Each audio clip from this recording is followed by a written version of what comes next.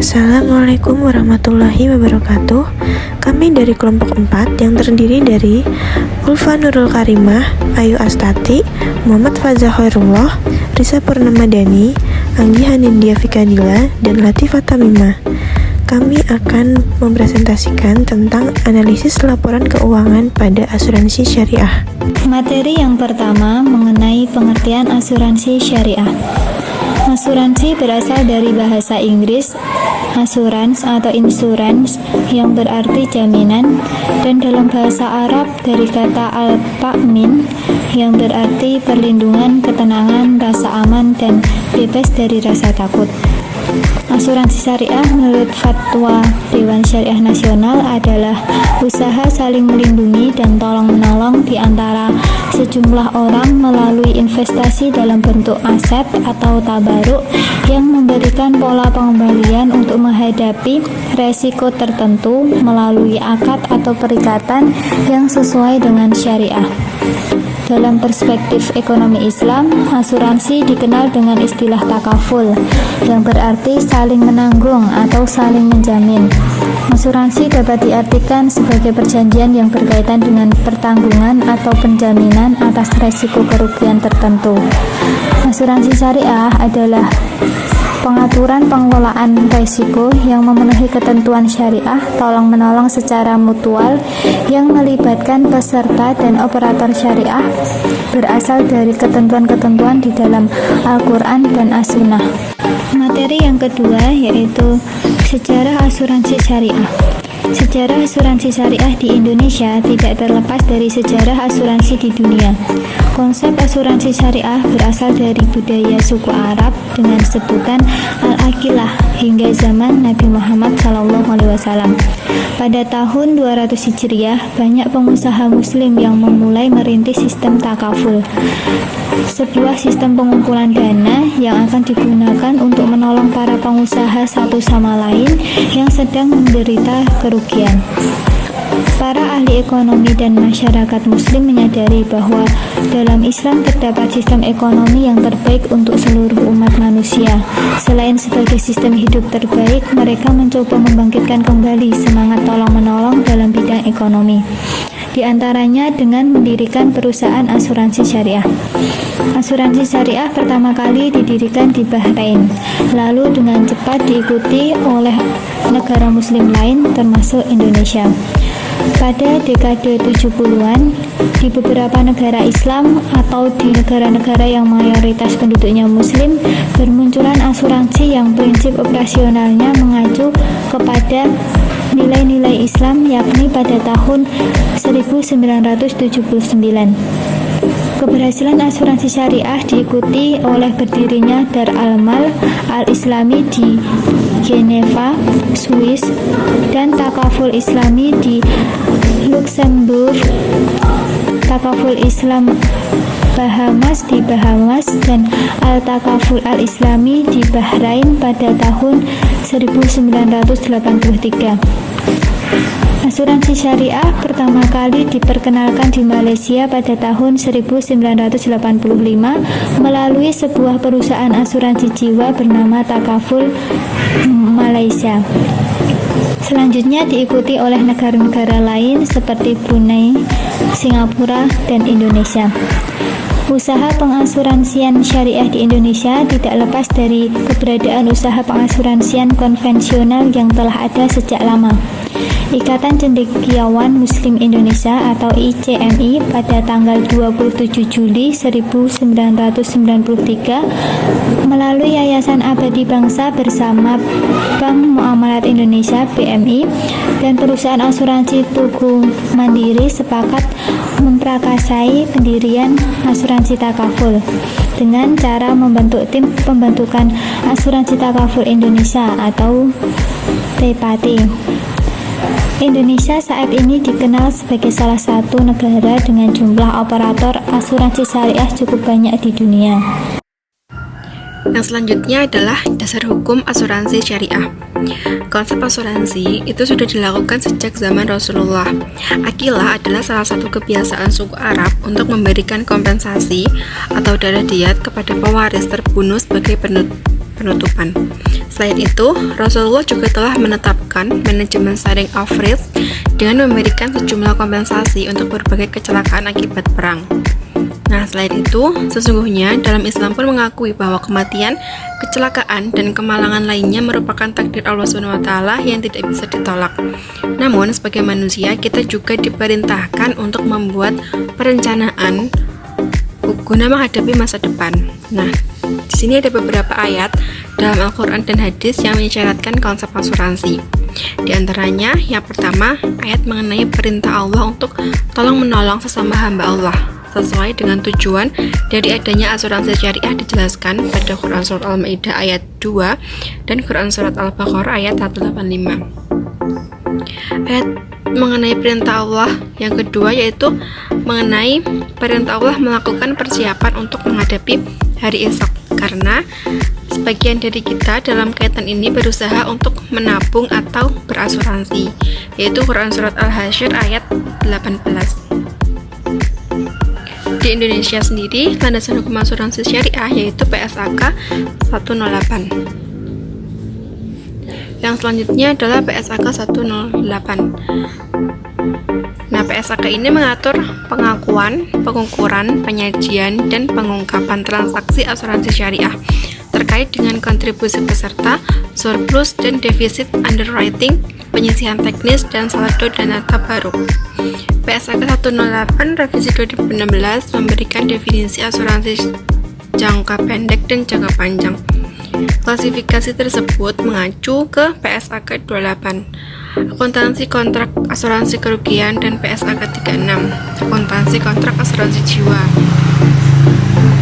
Dalam hal pengakuan awal, kontribusi peserta diakui sebagai pendapatan dari dana tabaruk dengan ketentuan sebagai berikut. Yang pertama, untuk akad asuransi syariah jangka pendek, kontribusi peserta diakui sebagai pendapatan dari dana tabaruk sesuai periode akad asuransi. Sedangkan untuk akad asuransi syariah jangka panjang, kontribusi peserta itu diakui sebagai pendapatan dari dana tabaruk pada saat jatuh tempo pembayaran dari peserta. Yang selanjutnya adalah penyisihan teknis diukur sebagai berikut. Yang pertama, kontribusi yang belum menjadi hak dihitung secara individual dari setiap pertanggungan dan besarnya penyisihan ditetapkan secara proporsional dengan jumlah proteksi yang diberikan. Yang kedua, manfaat polis masa depan dihitung dengan mencerminkan estimasi pembayaran seluruh manfaat yang diperjanjikan dan penerimaan kontribusi peserta di masa mendatang dengan mempertimbangkan estimasi tingkat imbal hasil investasi dana tabaruk.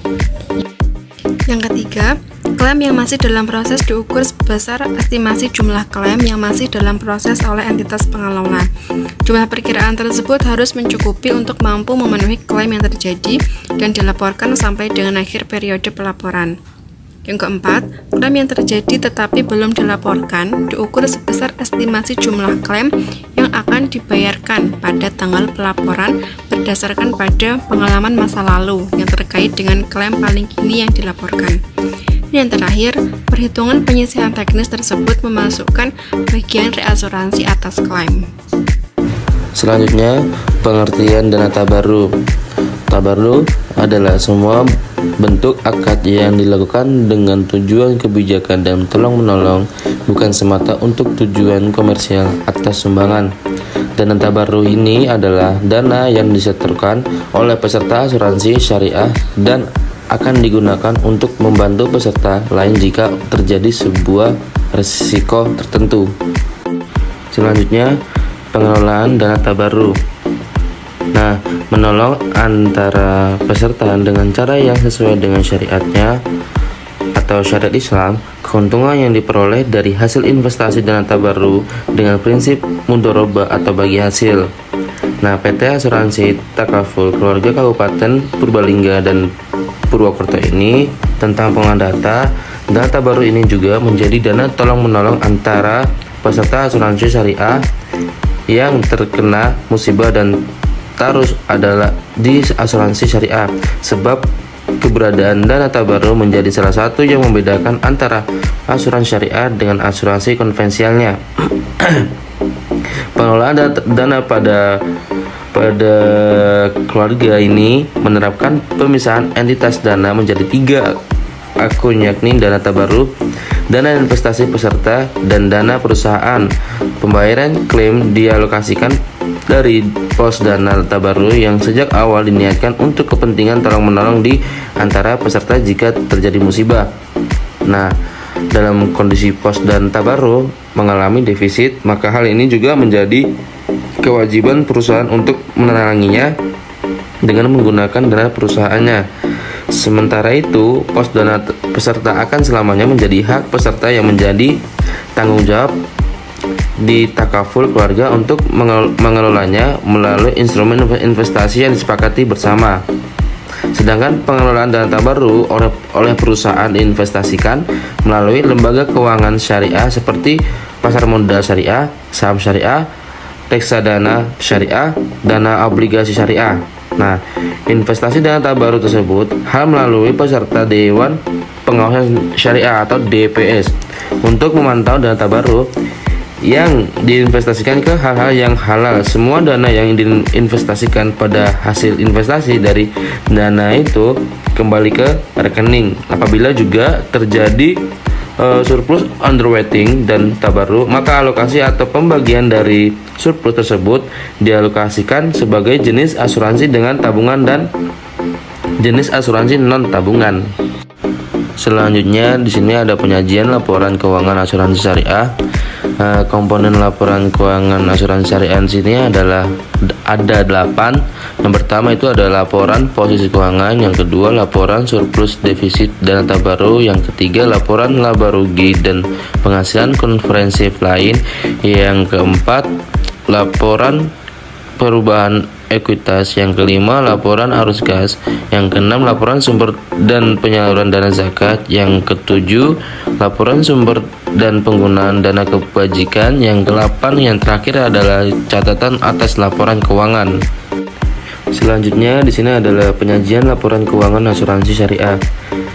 Komponen aset di sini ada 9 ya. Yang pertama kas dan setara kas, yang kedua piutang kontribusi, yang ketiga piutang reasuransi, yang keempat piutang murabahah, yang kelima piutang istahna, yang keenam pembiayaan mudharabah, yang ketujuh pembiayaan musyarakah, yang ke-8 investasi pada surat berharga, yang ke-9 yang terakhir itu adalah investasi pada entitas. Dan komponen aset di sini adalah ada 5 ya. Yang pertama juga itu adalah piutang salam, yang kedua aset ijarah, yang ketiga properti investasi, yang keempat aset tetap, yang kelima aset tidak berwujud.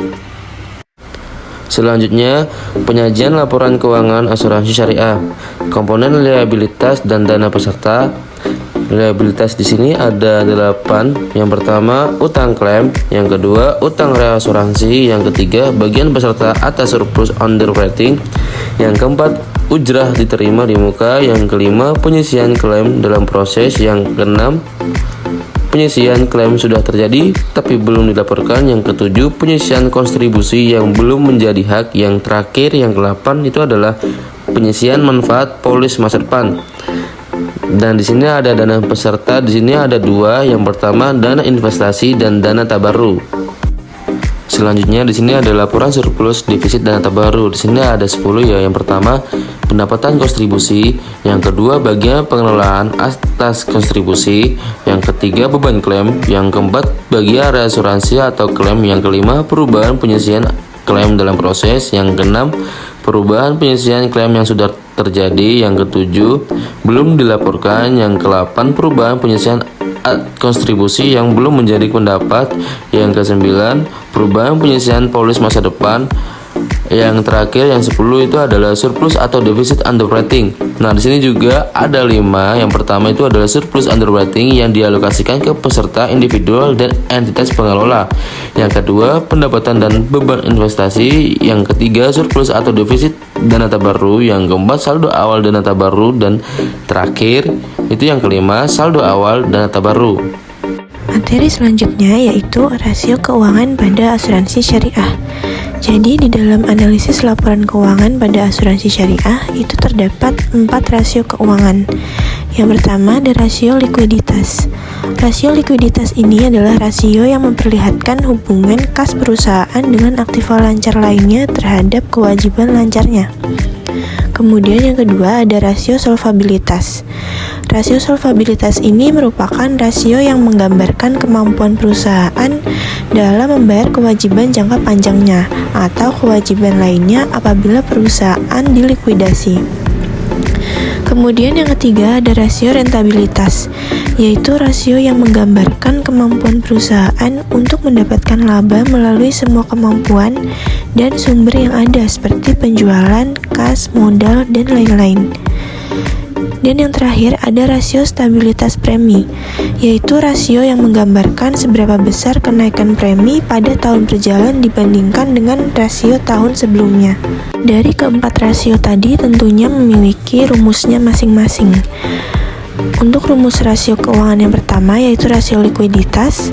Nah, rasio likuiditas ini terbagi menjadi dua, yaitu ada current ratio dan quick ratio. Untuk rumus dari current ratio sendiri, ada aktiva lancar dibagi dengan kewajiban lancar kemudian dikalikan dengan 100%. Untuk quick ratio, menggunakan rumus kas ditambah efek ditambah piutang dibagi dengan hutang lancar dikalikan 100%. Rumus rasio keuangan yang selanjutnya yaitu ada rasio solvabilitas. Yang pertama, debt to asset ratio sama dengan total kewajiban dibagi total aktiva dikalikan dengan 100%. Yang kedua, ada equity to asset ratio sama dengan modal sendiri ditambah laba ditahan dibagi total aktiva dikalikan dengan 100%. Selanjutnya ada rasio rentabilitas terdiri dari return on asset atau ROA dan return on equity atau ROE. Rumus dari return on asset sama dengan laba sebelum pajak dibagi total aktiva dikalikan 100%. Sedangkan untuk return on equity sama dengan laba setelah pajak dibagi dengan total equity dikalikan dengan 100%. Rumus yang terakhir yaitu rasio stabilitas premi. Rasio stabilitas premi ini dibagi menjadi dua, yaitu rasio pertumbuhan premi dan rasio retensi sendiri. Untuk menghitung rasio pertumbuhan premi yaitu dengan cara membandingkan antara kenaikan atau penurunan yang terjadi pada premi neto dengan premi sebelumnya. Sedangkan pada rasio retensi sendiri itu dihitung dengan membandingkan premi neto dengan premi bruto. Saya Angel India akan menjelaskan tentang risk-based capital. Pengertian dari risk-based capital adalah metode pengukuran batas tingkat solvabilitas yang disyaratkan dalam undang-undang dalam mengukur tingkat kesehatan keuangan sebuah perusahaan asuransi untuk memastikan pemenuhan kewajiban asuransi dan reasuransi dengan mengetahui besarnya kebutuhan modal perusahaan sesuai dengan tingkat resiko yang dihadapi perusahaan dalam mengelola kekayaan dan kewajibannya. Semakin besar rasio kesehatan risk-based capital sebuah perusahaan asuransi, maka semakin sehat kondisi finansial perusahaan tersebut. Risk-based capital dapat digunakan sebagai alat untuk mendeteksi kebangkrutan. Sebaliknya, semakin besar rasio kesehatan risk-based capital sebuah perusahaan asuransi, semakin besar kondisi finansial perusahaan tersebut. Tujuan utama dari regulasi risk-based capital adalah sebagai alat bagi regulator untuk mengidentifikasikan atau deteksi dini bagi perusahaan asuransi yang mempunyai masalah keuangan, sehingga manajemen dapat melakukan tindakan perbaikan maupun membatasi penggunaan dana jaminan. Ketentuan risk-based capital. Ketentuan risk-based capital atau batas tingkat solvabilitas telah diatur dengan jelas oleh pemerintah. Ketentuan tersebut diantaranya adalah Undang-Undang Nomor 2 Tahun 1992 tentang usaha perasuransian dan pengawasan terhadap usaha perasuransian juga meliputi kesehatan keuangan perusahaan asuransi yang terdiri atas 1. Batas tingkat solvabilitas, 2. Investasi, 3. Retensi sendiri, 4. Cadangan teknis, 5. Reasuransi, 6. Ketentuan-ketentuan yang lain berhubungan dengan kesehatan keuangan. Materi selanjutnya yaitu analisa tingkat kesehatan keuangan atau Early Warning System. EWS atau Early Warning System merupakan alat yang digunakan untuk menganalisis laporan keuangan, kemudian mengolahnya menjadi informasi yang berguna.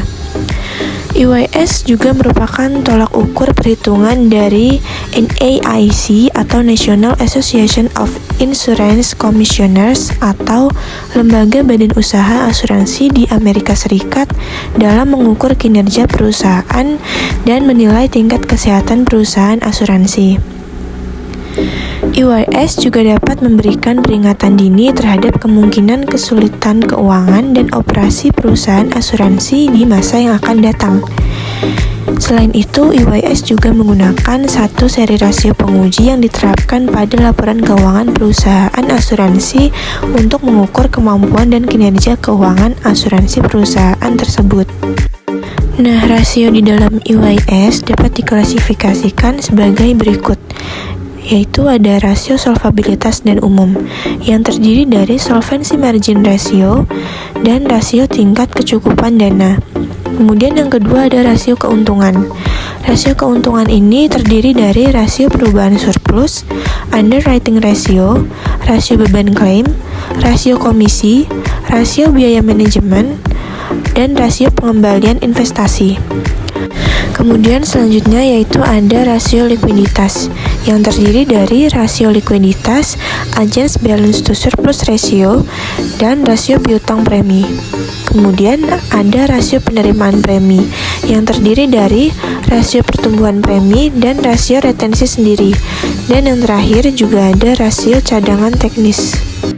Sekian presentasi dari kami. Semoga presentasi dari kami memberikan manfaat untuk teman-teman semua. Kurang lebihnya mohon maaf. Wassalamualaikum warahmatullahi wabarakatuh.